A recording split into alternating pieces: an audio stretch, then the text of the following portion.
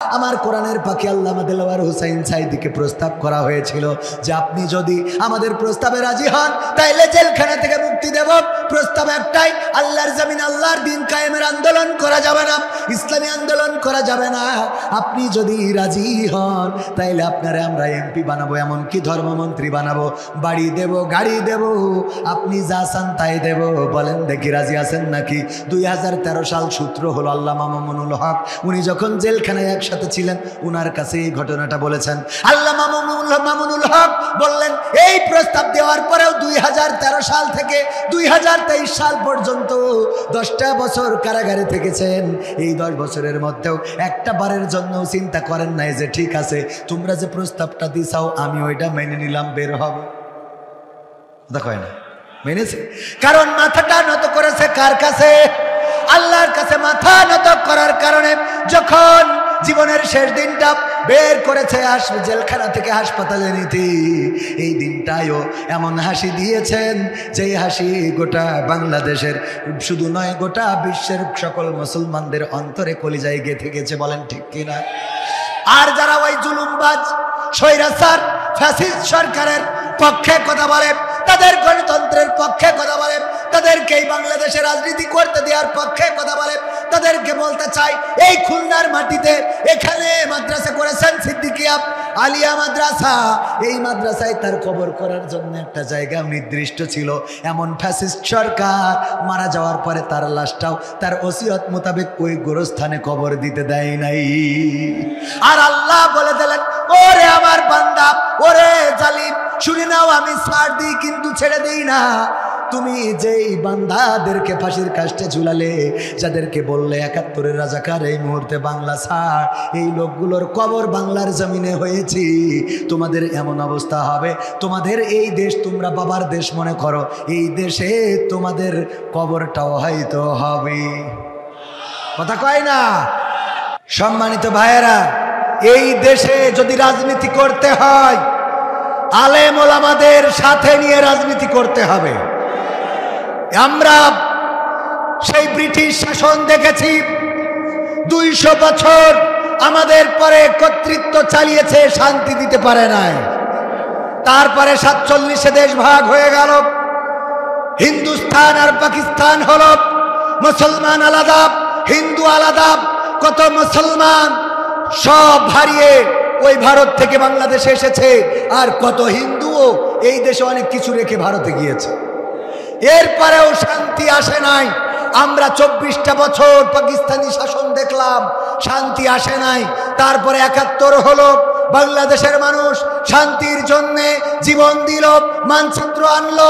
71 থেকে 2025 এর মধ্যে 53-54 বছর প্রায় হয়ে গেল, বাংলাদেশের মানুষ শান্তি পায় নাই। পেয়েছে? শান্তি পাই নাই।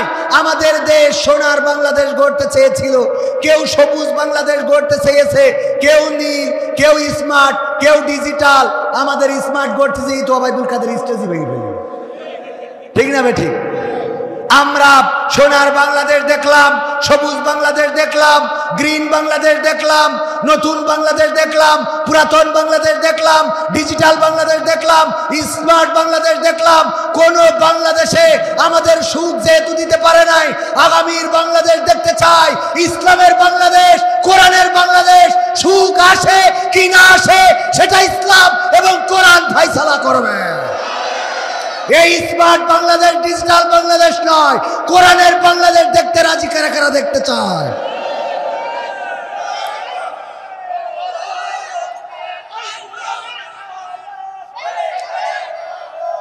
সম্মানিত ভাইয়েরা, আমরা যদি ডিজিটাল স্মার্ট সোনার সবুজ নতুন পুরাতন বাংলাদেশের বাইরে যেয়ে ইসলামী বাংলাদেশ দেখতে চাই, কোরআনিক বাংলাদেশ দেখতে চাই, তাহলে আমাদেরকেও কোরআনের আঙ্গিকে সাজিয়ে নেওয়ার দরকার আছে না নাই? আমরা কোরআনের আঙ্গিকে নিজেদেরকে গড়ব না, আবার কোরআনের সমাজ। আর একটা কথা এখানে বলে রাখি, এখন আবার হাত উঁচু করলেই আমার অনেক বিএনপির ভাইরা মনে করে আন্দোলন করলাম একসাথে, আর এখন হুজুর তো এসে খালি দাড়ি পাল্লার ভোট পেতে গেল। আমি কি দাড়ি পাল্লার বা জামাতের হাত উঁচু করাইছি? হাত উঁচু করাইছি কার? আল্লাহর পক্ষে। কার পক্ষে? আমাদের বক্তব্য স্পষ্ট, এই বাংলাদেশে যদি আওয়ামী লীগ ইসলাম কায়েম করে দিতে চায়, যদি শেখ হাসিনা বলেন আর কোনো আইন নয়, ডক্টর কামালের ওই সংবিধান নয়, মানব রচিত কোনো আইন দিয়ে দেশ চলবে না, আল্লাহর কোরআন দিয়ে দেশ চালানো হবে, তাইলে শেখ হাসিনাকে চট করে ঢুকা লাগবে না, আমরা সসম্মানে ঢুকাই দিতে রাজি আছি না নাই? যদি বিএনপি চাই বাংলাদেশে কোরআন কায়েম করে দেবে, এই দেশে ক্ষমতায় যাওয়ার পরে সংসদে আল্লাহর আইন দিয়ে দেশ চালাবে, তাইলে ওই বিএনপি করতেও আমাদের কোনো আপত্তি নাই। আর জামাত ইসলাম যদি ক্ষমতায় যেয়ে কোরআন কায়েম না করে কোরআনের বাইরে চলে, তাইলে এমন জামাত ইসলামও করতে আমরা রাজি না। ঠিক না বেঠে? যারা ইসলামের পক্ষে আমরা তাদের পক্ষে, যারা কোরআনের পক্ষে আমরা তাদের পক্ষে, যারা আলোর পক্ষে আমরা তাদের পক্ষে, যারা ভালোর পক্ষে আমরা তাদের পক্ষে।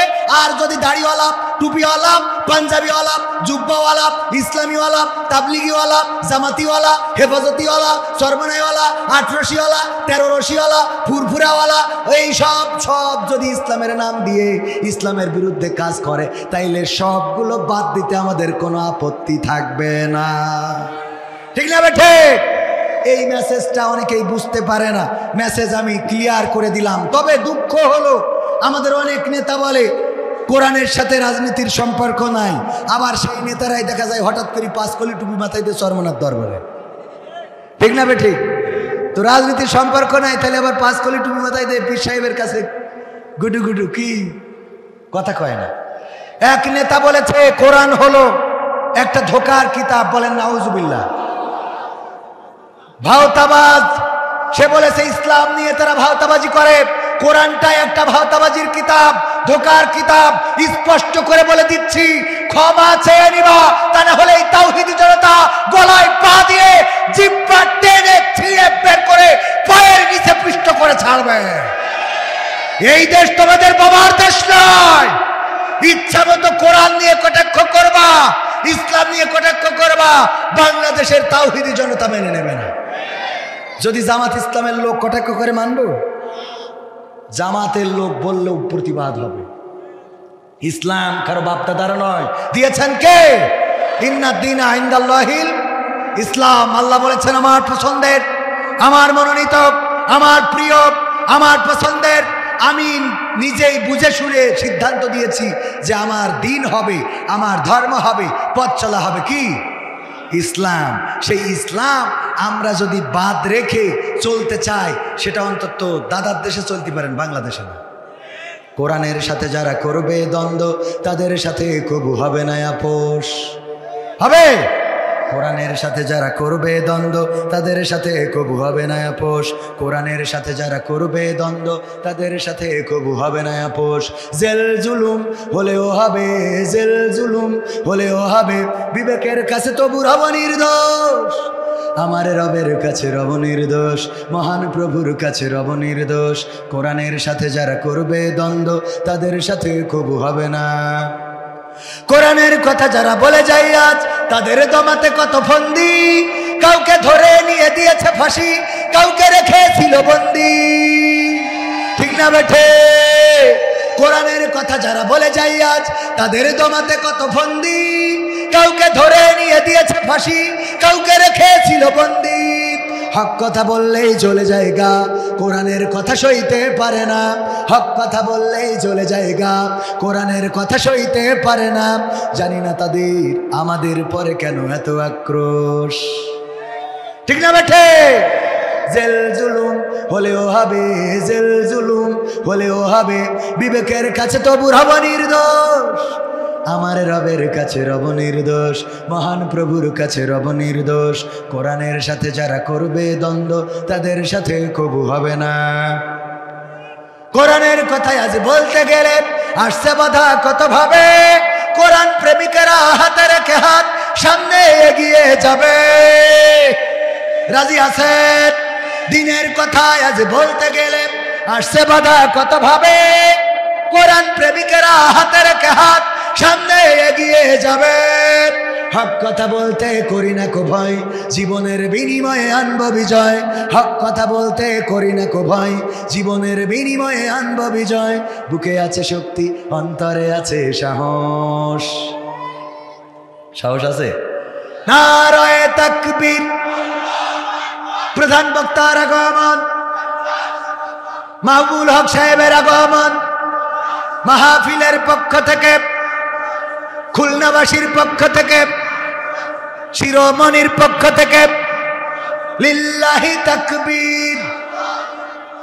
আপনারা খুশি তো? আলহামদুলিল্লাহ। ও গিলাতলা তো শিরোমণি মানে 10:30 পর্যন্ত যাবো কি?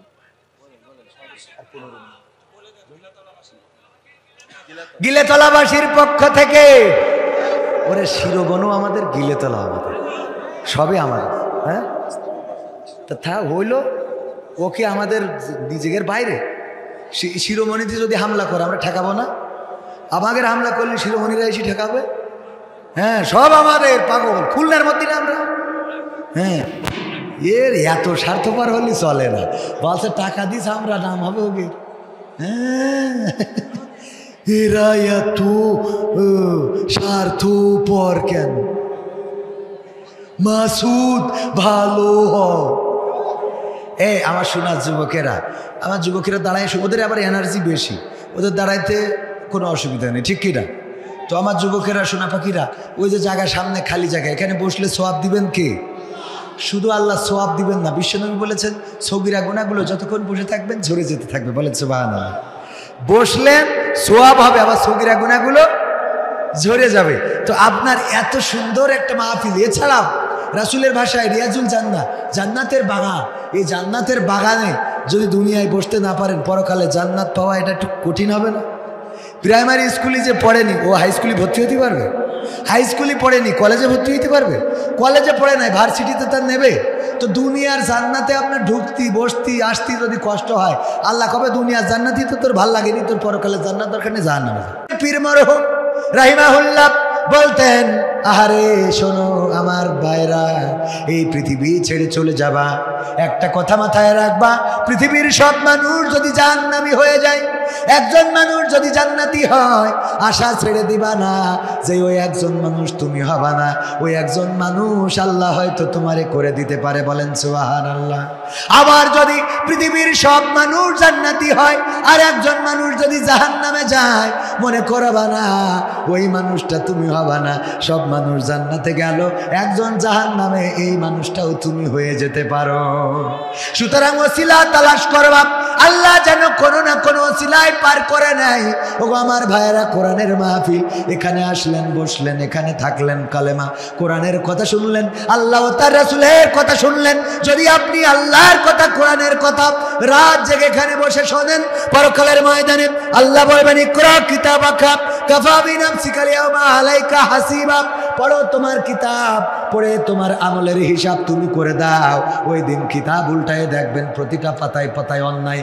এইখানে তাস খেলেছেন, এইখানে ফ্লাশ খেলেছেন, এইখানে মদ খেয়েছেন, এইখানে সিগারেট টেনেছেন, এইখানে গাঞ্জা টেনেছেন, এইখানে ইয়াবা, এইখানে ফেন্সিডিল, এইখানে পরকিয়া, এইখানে বিলকিসের সাথে কথাবার্তা, এইখানে লাইলাতুল ফেব্রুয়ারি। আছে না নাই? সব পাওয়া যাবে, পাইতে পাইতে পাইতে পাইতে রে। আজকে 19শে ফেব্রুয়ারি 2025, এই পৃষ্ঠা উল্টাইতে উল্টাইতে এই মাহফিলটাও বের হবে না? হবে না? মাহফিলটা যখন বের হবে, আল্লাহ যদি সুযোগ করে দেয়, ওগো আমার বান্দা, তোমার খাতায় কি পেয়েছো কোনো আমল? আল্লাহর বান্দা যদি বলে, আল্লাহ জীবনে তো কত গুনাহ, কত অন্যায়, কত অপরাধ, প্রতিটা পাতায় পাতায়, আল্লাহ ওইগুলো যদি দেখায়, তুমি আমারে জাহান্নাম ছাড়া কিছু দিবা না। কিন্তু একটা পাতায় দেখো, আমি তোমার কোরআনের মাহফিলে বসেছিলাম, আমার শত ব্যস্ততাকে উপেক্ষা করে আমি কষ্ট করে বসেছিলাম। আল্লাহ তুমি যদি চাও, তাইলে এই কোরআনের মাহফিলের সম্মানে তুমি আমার গোটা পাতার, গোটা খাতার জীবনের গুনাহগুলো মাফ করে দিতে পারো। আমার আল্লাহর এত দয়া, এত মায়া, এই মাহফিলের ওসিলায় আল্লাহ জীবনের গুনাহ মাফ করে দিয়ে জান্নাতের বাসিন্দা করে দিতে পারে। আল্লাহর এমন দয়া আছে না নাই? আল্লাহর নবী বললেন, বুখারী শরীফের হাদিস, বিশ্ব নবী সাল্লাল্লাহু আলাইহি সাল্লাম বললেন, শোনো বনি ইসরাইলদের একজন ব্যক্তি, সে মারা যাওয়ার সময় সন্তানদেরকে বলল, আমি মারা যাওয়ার পরে আমাকে পুড়াবাপ, ছাই বানাবাপ, তারপরে লাশটা উড়াইয়ে দিবাপ, ছাইগুলো উড়াইয়ে দিবাপ, কোন বর্ণনায় এসেছে নদী সাগরে ভাসিয়ে দিবা। ওই সন্তানেরা তাই করলো। মারা যাওয়ার পরে তার বাবার লাশটা পুড়ালো, ছাই বানালো, তারপরে সেটা আবার ওই ঝড়ের দিন উড়ালো অথবা নদী সাগরের পানিতে ভাসিয়ে দিল। আল্লাহ রাব্বুল আলামিন এইটারে আর বানাইতে পারবে না? পারবে না? আল্লাহ বললেন কুন ফায়াকুন, হয়ে গেল। আল্লাহ বললেন হও, হয়ে গেল। আল্লাহ বললেন ওগো আমার বান্দা, কেন তুমি তোমার সন্তানদেরকে এমন নসিহা করেছিলে যে তোমার মারা যাওয়ার পরে তোমারে পুড়াবে, ছাই বানাবে, তারপরে তোমারে উড়াইয়ে দেবে অথবা পানি সাগরে ভাসিয়ে দেবে। ওই বান্দা বলল আল্লাহ, ওগো আল্লাহ, আমি জানি তুমি আমারে ধরবা, তুমি আমারে বিপদে ফেলবা, তুমি আমারে জাহান্নামে দিবা। কারণটা কি? কারণ হলো আমি তোমার নাফরমান বান্দা। আমি জীবনে গুনাহ করেছি, নেক করি নাই, অন্যায় করেছি, ভালো কিছু করি নাই, তোমার নাফরমানি করেছি, তোমার ফরমান মানি নাই। ওগো আল্লাহ, কত গুনাহ গুনায় গুনায় জীবনটা ভরেছি। আমি জানতাম তুমি আমি মারা যাওয়ার পরে ধরবা, শুধুমাত্র তোমার কাছে ধরা খেয়ে যাব এই ভয়ে সন্তানদেরকে বলেছিলাম আমারে যেন পুড়াইয়ে ছাই বানায় উড়াইয়ে দেয়, যেন তুমি আমারে ধরতে না পারো। গো আল্লাহ, তোমার ভয় আমার মনের মধ্যে ছিল, এছাড়া কিছু না। আমার আল্লাহ বললেন ওগো আমার বান্দা, বিশ্বনবী বলছেন সাহাবীরা শুনে নাও, আমার আল্লাহ ওই বনি ইসরাইলের ওই ব্যক্তিকে বললেন ওগো আমার বান্দা, আমার কাছে ধরা খাওয়া লাগবে, এতটুকু ভয় তোমার অন্তরে থাকার কারণে আমি আল্লাহ তোমার জীবন জিন্দেগির গুনাহ মাফ করে দিয়ে জান্নাতের মালিক করে দিলাম। বলেন সুবহানাল্লাহ। আল্লাহ যদি চান, কয়দিন আগে আমাদের শাহ ইমামের সামনে বলছিলাম, আল্লাহ যদি চান শেখ হাসিনাকেও জান্নাত দিতে পারে। কয় আল্লাহ তোর মতো পাগল হয়ে গেছ তো? কয় আল্লাহ তোর মতো পাগলই? আমি কই কেন? আল্লাহ যদি চাই ফেরাউনরেও ক্ষমা করতে পারে। আল্লাহর এই এখতিয়ার আছে না নাই? বলে আমরা আছি কেন? আমি বললাম কেন আছেন? কয় আমরা ওখানে কি করবো? ঘোড়ার ঘাস কাটবো। আমি বললাম না, কি করবেন? বলছে ওখানে টেনে ধরবো। বলবো ইরা যদি জান্নাতে যায় তাহলে আমরা কোনে থাকবো? আমাকে জায়গা কোনে? ইরা যদি 16টা বছর বাড়ি ঘুমোতে দিনি, তাও যদি জান্নাতে যায় তা আমরা কোনে থাকবো? এমপিরা সব কোথায় গেল? মন্ত্রীরা সব কোথায় গেল? কোথায় কাদের কাকা?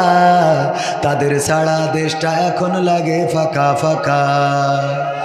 পালাবো না, পালাবে না, পালাবে না, যাই না তবু দেখা। পালাবে না, পালাবে না, যাই না তবু দেখা। তাদের সারা দেশটা এখন লাগে ফাঁকা ফাঁকা, ওদের সারা দেশটা এখন লাগে ফাঁকা ফাঁকা। আইন মন্ত্রী আটকে গেল আইনেরই ফাঁকে, দাড়ি সারা দরবেশের ভণ্ড ভণ্ড লাগে। আইন মন্ত্রী আটকে গেল আইনেরই ফাঁকে, দাড়ি ছাড়া দরবেশের ভণ্ড ভণ্ড লাগে। শুনছি কত নেতা নেত্রী খাইতেছে ভাই ডান্ডা, বিচারপতি কালামানিকের ফাটিয়েছে আন্ডা। পলকেরও ঝলক গেল, পলকেরও ঝলক গেল থামিয়ে নেটের চাকা।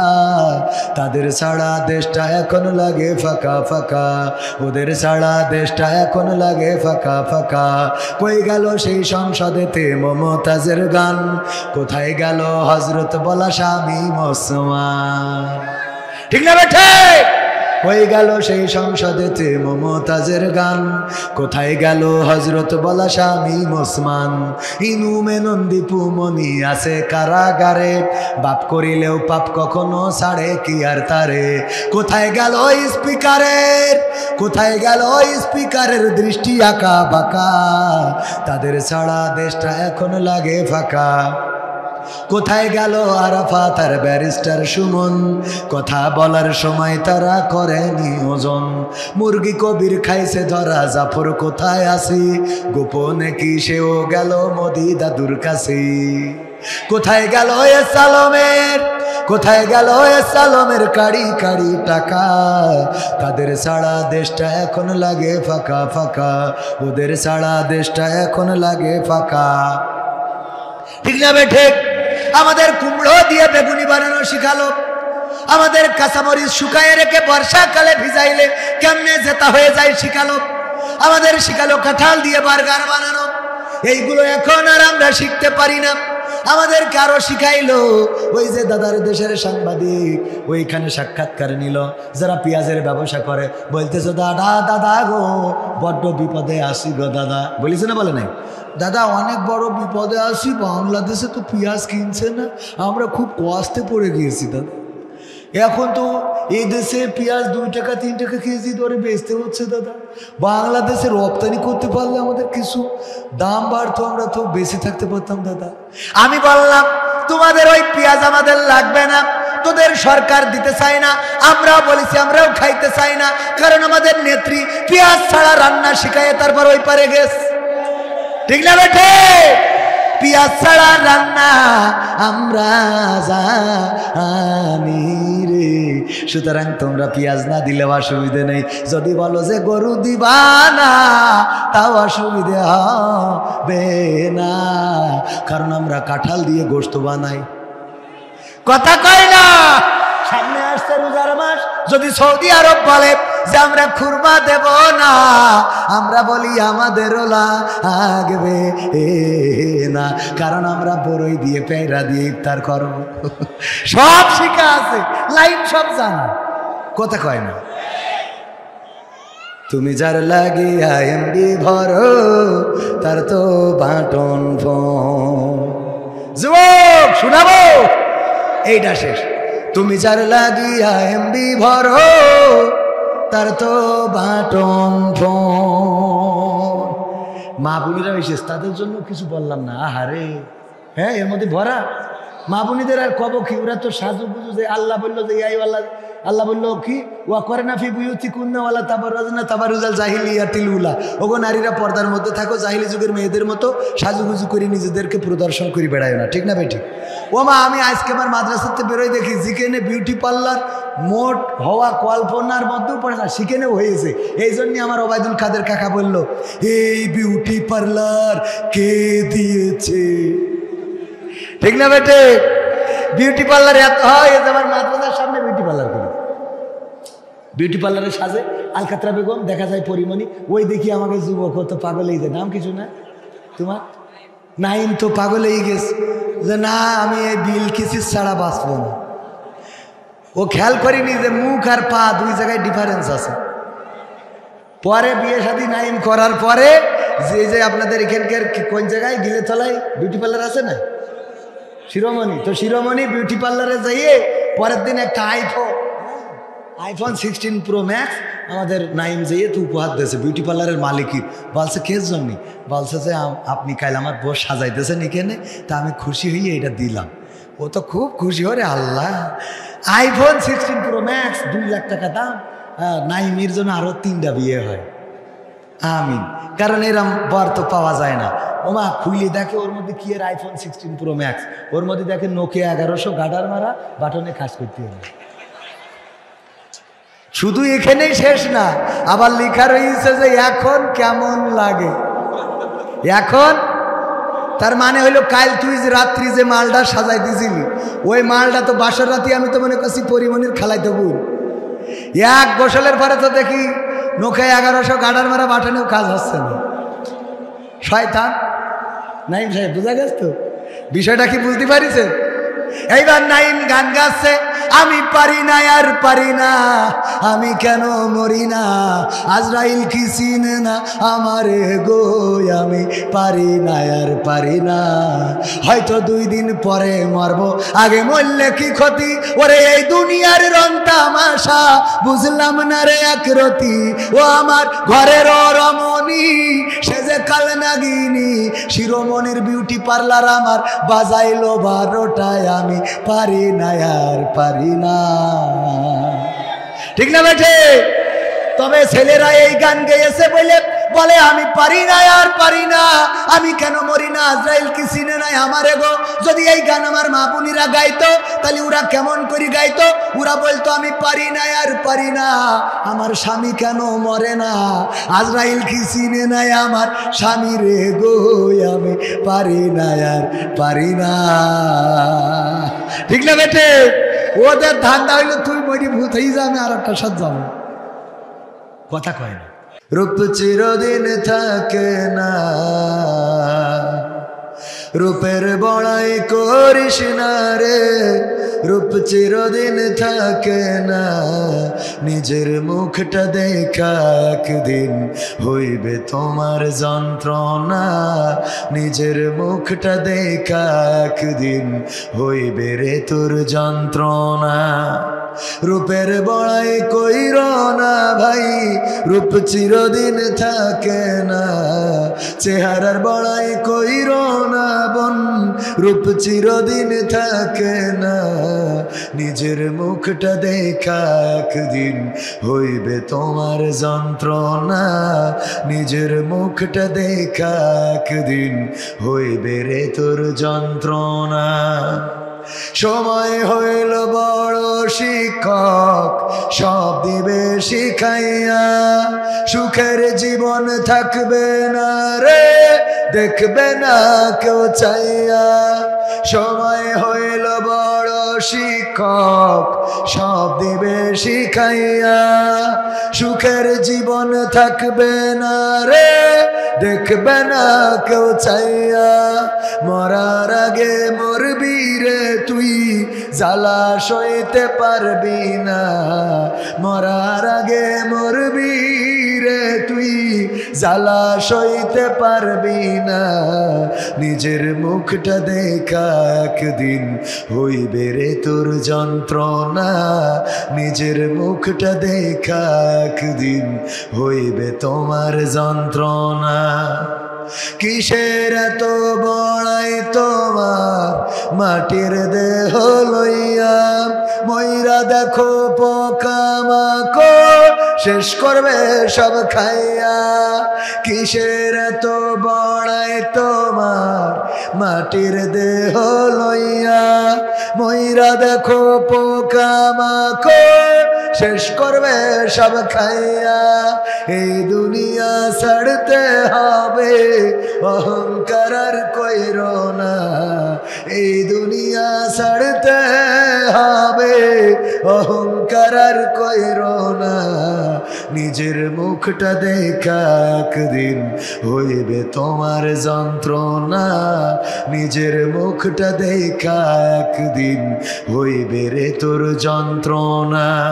ক্ষমতার বড়াই কইরো না ভাই, সে আর চিরদিন থাকে না, পাওয়ারের বড়াই কইরো না বোন, সে আর চিরদিন থাকে না, নিজের চেয়ার দেখা একদিন হইবে তোমার যন্ত্রণা, নিজের চেয়ার দেখা একদিন হইবে রে তোর যন্ত্রণা। ঠিক না বেঠে?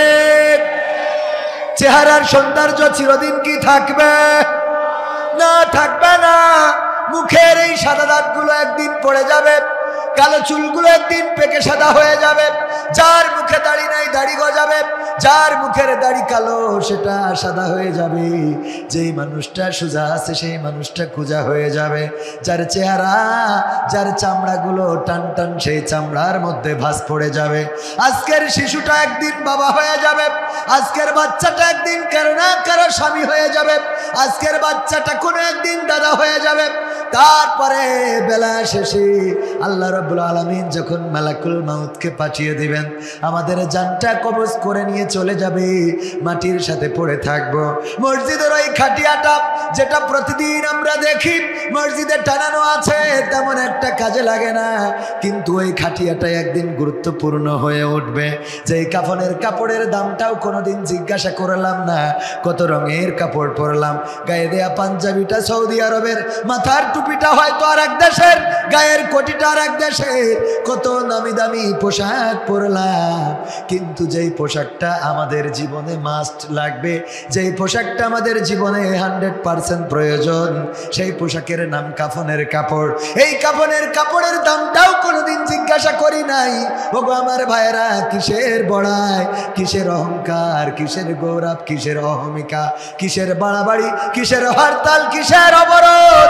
মালাকুল মাউত আসার পরে জানটা নিয়ে উড়াল দিবে। কে পীর, কে মাওলানা, কে ফকির, কে পরহেজগার, কে বিনা পরহেজগার, কে এমপি, কে মন্ত্রী, কে প্রেসিডেন্ট, কে ডোনাল্ড ট্রাম্প, কে বাইডেন, কে শেখ হাসিনা, কে খালেদা জিয়া, কোনো পরিচয় থাকবে না। একটা মাত্র পরিচয় হবে লাশ। ঠিক না বেঠে? মারা যাবেন না কে কে হাত উঁচু করেন।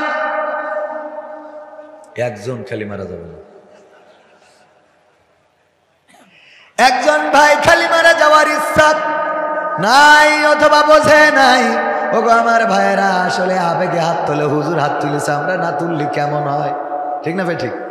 হুজুর হাত তুলেছে, হুজুর হাত উঁচু করেছে, আমরা না করলে আমাদের তো। আমার আবুল বাসার ভাই আছেন, আবুল বাসার জিয়াদি ভাই, উনি জানেন, উনি যদি আমার বিরুদ্ধে ওয়াজ করে যে এই কবির বিন সামাদ নাট্যকার, এর মাইক দেওয়া যাবে না, বলেন ঠিক কিনা? আপনারা সামনেতে বলবেন ঠিক। আবার যদি আমার ভাই এসে ওয়াজ করে যে কবির বিন সামাদের মতো মানুষের এই বাংলাদেশে খুব বেশি প্রয়োজন, বলেন ঠিক কিনা? সামনে তো ঠিক। মানে শ্রোতারা সব দিকই ঠিক। এই খালি বক্তা যা কয় এই কথার সাথে ঠিক ঠিক করা যাবে, করা যাবে।